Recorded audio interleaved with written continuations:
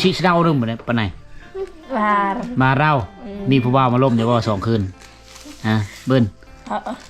เอาเบิ้งเงินเวียดนามก็ได้ทุกคนเพราะว่าการค้าการขายอยู่ชายแดนนี้ใช้เงิน2 ตระกูล2 ใบกัน1 ล้านแล้วอันนี้คือใบ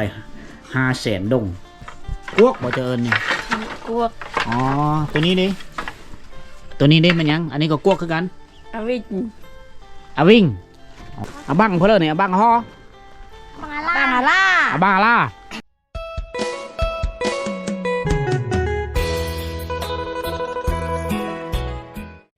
ตะมุโปะนี่บังเอาบังโอ้ปหาโนไม้ตะโคตะแปรง อ๋อหน่อไม้แห้งแปรง อ๋อเห็ดหน่อไม้แห้งมาขายเนาะจิไต่ขายอ๋อขายบุตรเลยมาไต่ให้ละตังให้ละเต็กละเลยยื้อเอาโปะนี่บ่ขึ้นผู้นี่บ่ไปห้วยพุ่นโอ้ไงยำเสาไปกินข้าวกินน้ำแล้วก็ไปนี่เอาหน่อไม้อันมาแต่ป่ามาแล้วก็เห็ดแห้งต้มแล้วก็ตาแห้งเลยขายให้พ่อค้าเวียดนามวิธีเศร้าดอยบ่ได้ไปโปะพี่ได้บ่ไหมไม่โปะเลยอยู่เฮือนบ่อ๋อจักมื้อใดเจ้าสิมื้อบานตะลอยเจ้านะก่อนยังจักมื้อตะดังไม่มื้ออื่นก็ไม่ยังก็ไม่แปะต้มจักน้อยโอ้ก็ไม่ในจักน้อยเนาะเบอร์ได้โจ้เบอร์ไหนเนาะโอ้มาชิเล่าเรื่องแบบนี้ปะไหนมาเล่ามีผู้บ่าวมาล่มเดี๋ยวว่า2 คืนเบิ้ลอ๋อเขาบ่เห็นเจ้าเนาะโอ้ซื้อในใดก็ละลืมไปซื้อเจ้านั่นเลยวะสาวไปเลยวะสาวกระป๋อมโมเมนต์พี่คุยซื้อลิ้นกระป๋อมนางเครื่องสาวเครื่องเนาะอายุจักปีแล้วก็17 ปีอ๋อปีหน้านี่เต็ม18 ปีเลยนี่โอ้มาแล้วก็ลานก็ติดขนาดเนาะลานเนาะอามอนบ่ลานอ๋ออามอนอันนี้คือน้องสาวเบ้าคมแล้วก็เบ้าคุยเป็นน้องเมียของงานเบ้าเติมคนดอยป๊อดคือได้เงินหลายเลยมันนี่เลยซื้อน้องเมียบอกคันเมียอนุญาตเอาได้บอกพวกนี้ได้อ๋อ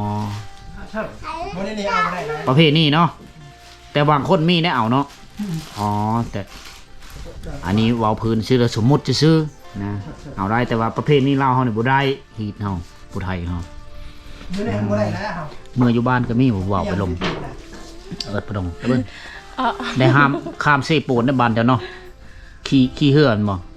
อ๋อขี้แพ้เนาะอ๋อย่านตกน้ำกับปนนั้นนะ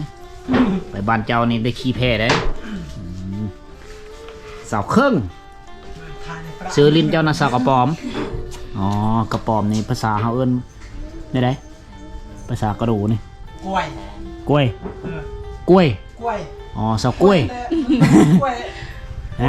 อยู่ในเหือนครับหอมมีอยู่ในเหือนกล้วยหันโตมันนั่นตีนมันคือไดโนเสาร์คือไดโนเสาร์กระป๋อมเฮาเอิ้นกระป๋อมสาวกล้วยสาวกระป๋อมแล้วก็สาวเครื่องเนาะซื้อในในบัตรประจำตัวอยู่ในสมโนโคซื้อว่าเครื่องป้อหุ่นเดียวดีเนาะยามหนาวบ่หนาวแล้วเจ้าแต่เบิ้ลอังเงดได้เนาะยามหนาวเนาะอังเงดกันเนาะอยู่บ้านเห็นยังอยู่บ้านเห็นไหกันบ่เห็นไหเนาะแต่ละเธอเนี่ยไอ้ไปตอนนั้นบ่เห็นเจ้าถือแสดงว่าไปเสียหญ้าให้เสียหญ้าว่าได้เสียหญ้าสตอยเจ้าว่านั่นได้บ่ได้เสียหญ้าตาซักบ่ซักปีได้เสียหญ้าให้อ๋อตาซักปีได้เนาะภาษาแต่ละภาษานี่พอแล้วเอามาเบิ่งกันบ่ต้มเพิ่นเฮ็ดสังมุกอย่าเห็นนั้นอันนี้คือผลกำไรบ่หรือทุน นี่วะ ทึนบ่ ทึน ทึนอ๋อมีเงินอยู่2ตระกูลอยู่นี่เนาะอันนี้ผลที่ว่าค้าขายอยู่เฮิรนเนาะ แต่ว่ามัน ค้าขายเล็กๆน้อยๆนี่เอาเครื่องเอาของมาขายเอาเครื่องมาจากเวียดนามนี่อายะเพิ่นก็เลยนี่จักปีแล้วพวกนี้นะ 7 เดือน 7 เดือนบ่ทันฮอดปีซื้อได้ไรพูดน้อยๆนี่ เทศ แคท เทศ แทดโอ้ซื้อแต่ละคนนี่เนาะผู้นี้เด้ ดาวิด ดาวิดโอ้ซื้อแบบต่างประเทศเลยนี่ มันเป็นกระ นี่ สั เด้ออันนี้นี่ประเขาเอิ้นภาษาเขาเอิ้นประอันนี้จะเป็นใบ2,000ได้นี่ มา2,000 2,000ดงเป็นเงินเฮาแถวนี้เขาได้ 2,000กีบกันบ่สำคัญบ่ ถ้าสมมุติว่าเฮาเป็นเงินดงหันไปเอาเงินกีบมันบ่ได้ บ่ได้เนาะ แต่ถ้านั้น เงินกีบเอาเงินดงก็ได้ ถ้าเงินกีบเอาเงินดงหันได้ ได้ 2,000เนาะอ๋อลุ่นลื่นกันแนวนั้นเนาะอันนี้ใบ 2,000เด้อทุกคนเลยภาษาเวียดนามว่าหายงินดงหายงินในแม่น 2,000อ๋ออันนี้ใบ2อันนี้จะเป็นใบ 1,000ใบ 1,000ในภาษาเวียดนามว่าโมดงินดงไปข้อ ไป โมดงินดง2,000เนี่ย1,000 2,000 ส่วน ใช่มีใบยังไงใบ 5,000มีบ่ นะครับ นี่ใบ 5,000 นี่ไปครับ ตัวนี้ใบ 5,000นี่ 5,000ดงเด้อนี่เด้อสีสันจะเป็นสีแบบนี้ภาษาเวทเขาเอิ้นว่าน้ำงินดงจะมีลูกมีฮูปมันประธานโฮจิมินห์เป็นผู้นำสูงสุดระดับประเทศของเขาในอดีตมีใบยังอีกบัดนี้ใช่ใบ 5,000แล้วใบยังใบ 10 ใบ10ใช้ใบ 10เบิ่ง ใบสาวใบแซน เอาใบ 10มาก่อน ใบ10 ตัวนี้จะเป็นใบ 10,000นี่10,000นี่เมยงินดงเม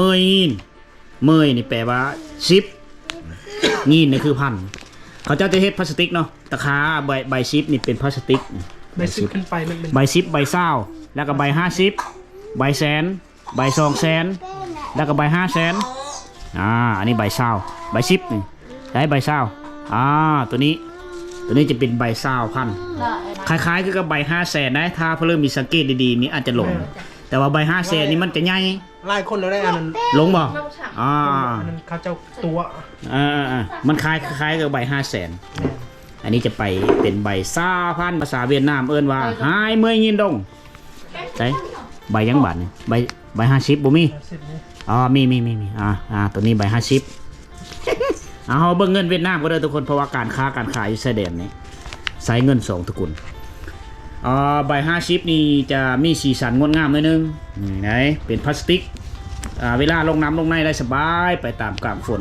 แข่งแดดแข่งฝนได้สบายแต่ว่าถือความร้อนบ่ได้เพิ่นนี่มันจะกูดแล้วเงินนี่ก็จะใช้งานไม่ได้มันมีผู้เลือกรับเอาได้ถ้าว่าถือความร้อนอายไฟฉะนั้นในการนำใช้เงินดงนี่ต้องระมัดระวังนี่ถือความร้อนเด้อทุกคนเด้ออันนี้คือใบ50ภาษาเวียดนามเอิ้นว่าน้ำเมยงินดงน้ำเมยงินใบแสนชื่อเลือใบแสน ไม่แซนหรอก ชื่อเลือใบแสนโอ้ใบแสนนี่สีเขียวๆเนาะสีสันต่างกันได้นี่อันเพิ่นนี้นี่ใบตัวนี้นี่บ่คือไผนี่บ่คือหมู่ แม่ ก็จะบ่ได้หลงก็เป็นสีสันที่งดงามนี่ใบหนึงอันนี้โมดตำงินดงภาษาเวียดนามโมดตำงินโมดตำก็คือ100,000นะ ลุงโฮจิมินห์เต็มใบแสนและใบ200,000บ่มีใบ200,000มีบ่อันนี้ใบ200,000มื้อนี้เอาเงินดงมาให้เบิ่งเด้อทุกคนเด้อแต่ละใบต่ำสุดแม่น1,000ดงเนาะบัตร2,000ดงแล้วก็ 2,000 5,000 10,000แล้วก็20,000 50,000 100,000แล้วก็200,000อันนี้คือใบ200,000หายตำงินดงแต่ละใบจะมีรูปประธานโฮจิมินห์อยู่นี่แต่ว่ามันก็มีเงินปลอมอยู่แต่ว่าค่อนข้างมีน้อยเงินเวียดเนาะใบสุดท้ายสูงสุดก็มูนบ่ในตระกูลเงินดงเนาะตัวนี้รักษาจำนวนได้น้อยที่สุดเลยนี่2ใบกับ1 ล้านแล้วอันนี้คือใบ500,000ดงพลาสติกเรียบร้อยทุกคนนี่ ภาษาเวียดนามเขาเอิ้นว่านำมันตำเงิน นำตำเงินดงนำตำเงินดงนะเป็นเงินพลาสติกอันนี้ใบ500,000มันจะคล้ายๆคือกับใบ20,000เอาอันนี้คือการค้าการขายในเขตชายแดนมันต้องได้เอาเงินทั้งสองตระกูลนะเขาเว้าได้ภาษาไอ้เว้านี่เข้าใจบ่เข้าใจน้อยนึงอ๋อได้น้อยๆเนาะเว้าได้น้อยๆดังบิเอาแปะบ่เติมเว้าได้น้อยเว้าได้น้อยนี่เว้าได้ไหนภาษากระโดจอมจอมเบี้ยขันเจาะตะเบิ้นจอมนี่แม่นยังบ่ฮู้แม่นบ่จอมมันหูบ่จอมมันเลยจอมบ่ฮู้มันบ่จอมบ่ฮู้มันเอาคักแม่ได้ไหนภาษาแปลนะบ่ฮู้มันเลยจอมเลยมันบ่แต่บานเลยจอมมันฮู้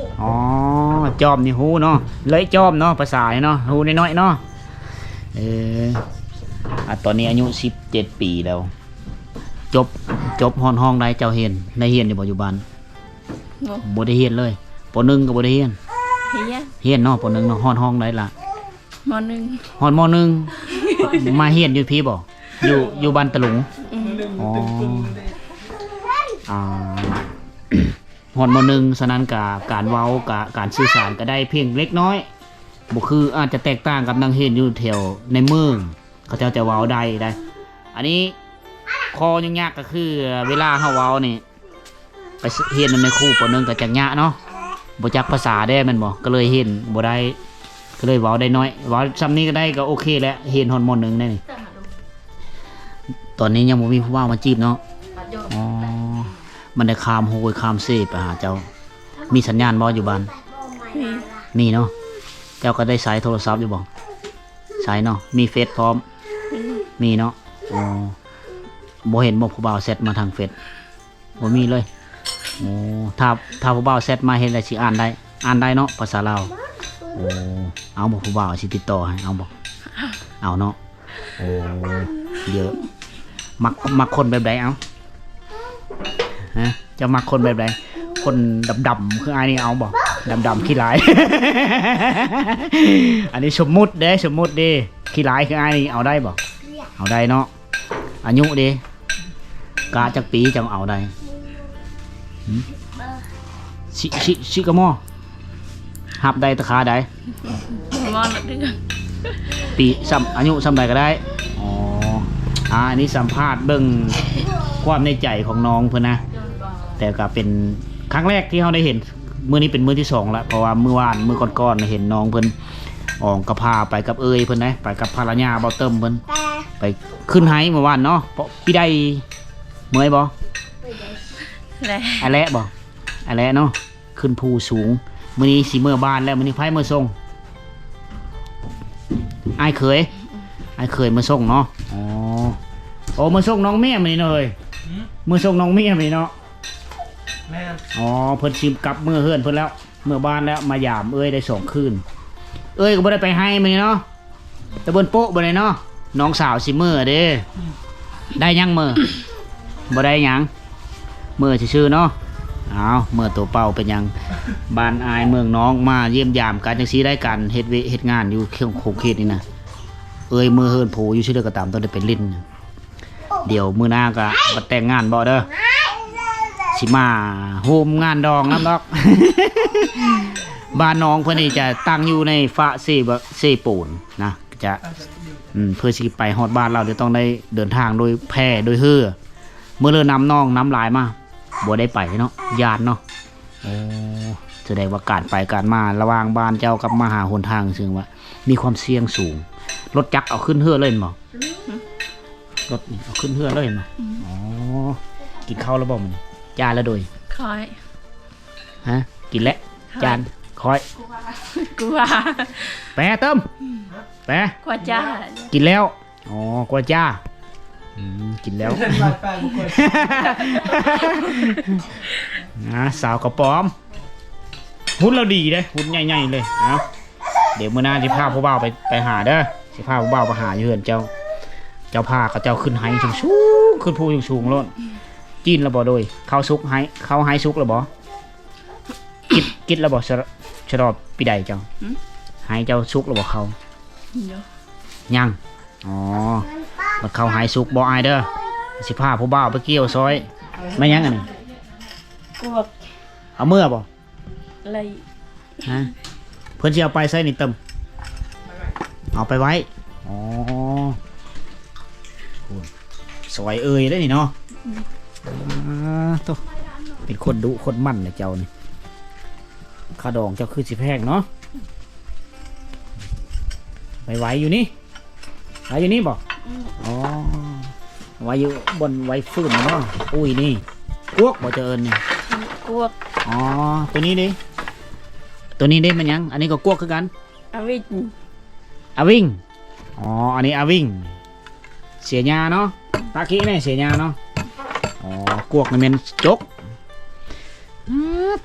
เอามาเห็นภาษาน้ำสาวเครื่องภาษากระโดโอ้ยางก็บ่ได้ชบเกือบเลยเจ้า ตะวันชบเกือบเลย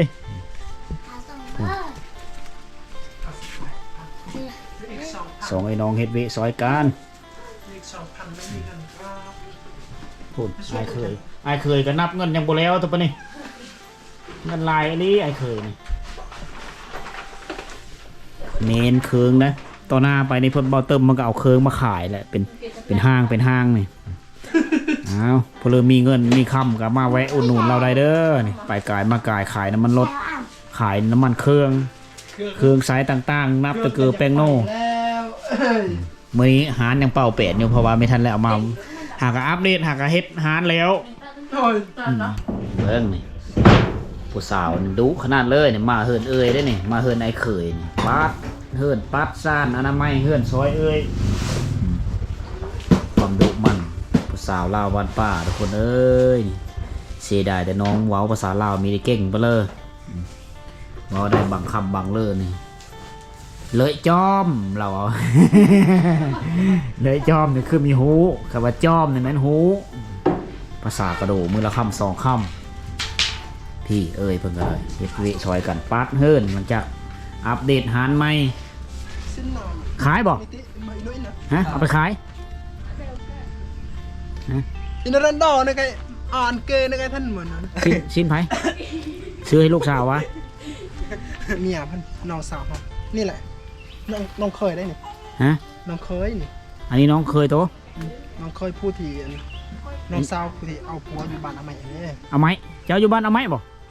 โอ้ทางไปเป็นอะไรรถนี่ไปได้สบายบ่สบายยากเนาะยากเนาะสบายมันยากอินรันดอนะไงท่านอันหมดเลยจ้ะกันหมดเอาไปขายบ่เราไปขายมาเป็นนั้นยิบแผนอ๋อเป็นเดือกอะมีเจ้ายิบสิ้นโอ้คักเนาะอินรันดอนะแกมื้อหน้าเขาจะไปลินเด้อบ้านตัวเด้อบ้านอไมเนาะน้องเคยบ่เติมบ้านเราอยู่พุ่นบ่เลยปุกกี้เนาะพุ่นฝ่าผู้พุ่นบ้านเราโอ้สักคอนเท้าแล้ว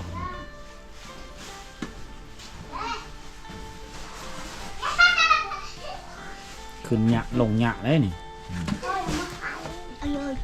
เมื่อยแล้วนางพักพรอะไรเนาะอันนี้เกมบ่นี่จะเอาเวียดนามบ่นี่อ๋อไปเอาน้ำมันมาขายซื้อลิตรเท่าเลยอยู่พุ่น20,000ลิตร1,000 ดง20,000กีบเอามาขายอยู่พี่ลิตรเท่าไร30ประมาณ28,000อ๋อเกินลิตรโอ้ได้อยู่ 8,000 เนาะ28,000ซื้อเศร้ามาขาย28โอเคอยู่กุมอยู่บ่ไปเอาตัวน้ำมันติมมานี่เอาน้ำมัน3กระตุกนี่เป็น60 ลิตร90 ลิตรแม่นบ่เอาตะปูยังอ๋อไปเอาตะปูเนี่ยตอนนี้เอาไป30ลักบ่ฮอตเวทฮอตบ่ประมาณประมาณ30ยังบ่แน่นอนเนาะเป็นตัวเลขคาดหมายประมาณ30 ลักไปเวียดนามบ่ได้นี่30เนี่ยเขาไปทางลัดเลยนะอ๋อเขาไปทางอาซอกนี่ก็กว่า30แต่นี่ไปหาซอกละ เกือบสิเข้าซาวปลายแล้ว โอ้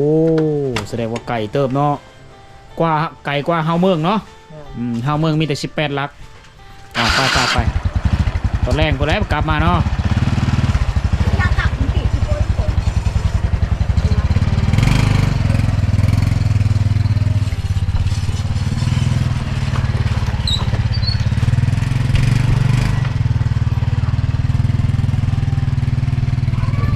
สีและการค้าขายทีนี้เอาเครื่องเวทมาขายโอ้มงนาใช่แล้วทุกคนเลยไปพูดและลองตามแม่น้ำเซโปนออกสู่เวียดนามเต็มมาจ้อยเลยมีแต่อาบังทั้งหมดเลย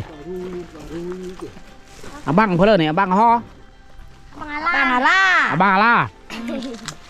สวยเอาหมดจ้า เจ้าคือแห้งนะเนาะออกได้เสยนี่น้อยๆนี่ เยอะโก้น่ะ โจ้เอ้ยแบบนี้เนาะไปเอาอยู่ห้วยปุ๊บปิดลึก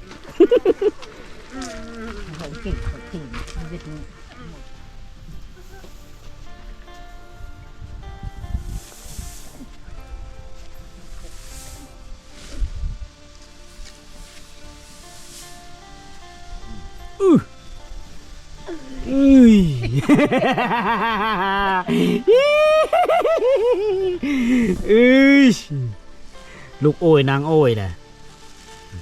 เฮ็ดปานนี้นะเพื่อออกกำลังกายนะคันว่ามีเฮ็ดเพื่อเลยได้แห้งเมยนะคนเฮานี่เท่ามาเลยแห้งเฮ็ดเพื่อออกกำลังกายเป็นน้ำมันอยู่ซีละแต่ละมื้อนะตื่นมาแต่เช้าๆอีแม่นี่ปัดเก็บก้อนกี่หินเล็กๆน้อยๆขี้แบนลอมเปาะลอมปอมเก็บเบิดเอาไปทิ่มเบิดอนามัยเบิดเลย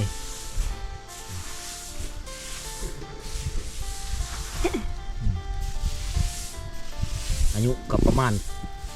80แล้ว90 ปีได้อายุเราคนโศกสมัยนะตั้งแต่สงครามอเมริกาแล้วอะสงครามฝรั่งอเมริกาไปแล้วเราเกิดมาเรารู้จักแล้วว่าสงคราม